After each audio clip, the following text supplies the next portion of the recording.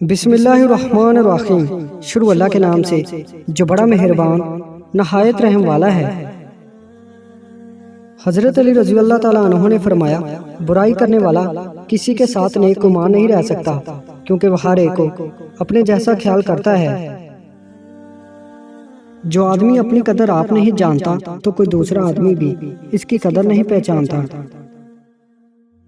جو آدمی اللہ تعالیٰ کی بارگاہ میں عزت پا لیتا ہے، اسے کوئی غالب سے غالب بھی ذلیل و رسوا نہیں کر سکتا۔ جس کو تم چاہو اس کو کبھی آزمانا مت، کیونکہ اگر وہ بے وفا نکلا تو دل تمہارا ہی ٹوٹے گا۔ معافی مانگنا یہ ظاہر نہیں کرتا کہ آپ غلط اور دوسرا صحیح ہے، بلکہ یہ ظاہر کرتا ہے کہ آپ کے رشتے کی اہمیت آپ کی انا سے بڑھ کر ہے۔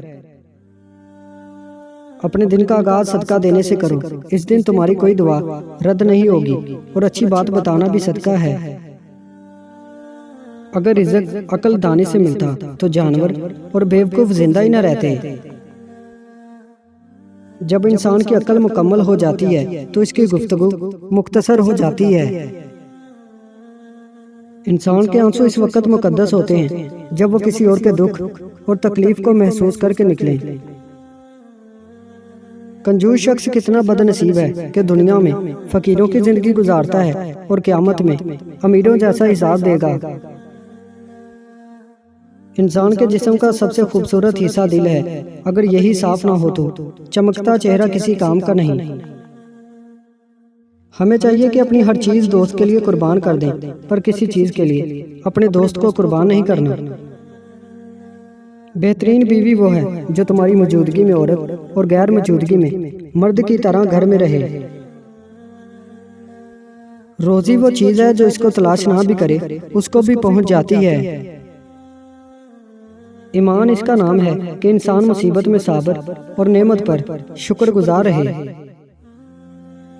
اللہ تعالیٰ کی عبادت میں مشغول ہونا بڑی مفید تجارت ہے، اور اس کی رحمت کا طلبگار رہنا اعلیٰ درجے کی کامیابی ہے۔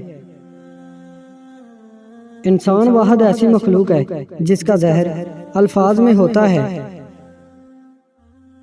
جن جسموں پر خواہشات کی حکمرانی ہو وہ گناہوں کی قید سے کبھی آزاد نہیں ہو سکتے۔ ایمان اور حیا دو ایسے پرندے ہیں کہ اگر ان میں سے ایک اڑ جائے تو دوسرا خود ہی اڑ جاتا ہے۔ جو شخص اللہ تعالیٰ سے مدد چاہتا ہے، اللہ تعالیٰ اس کی مدد ضرور فرماتا ہے۔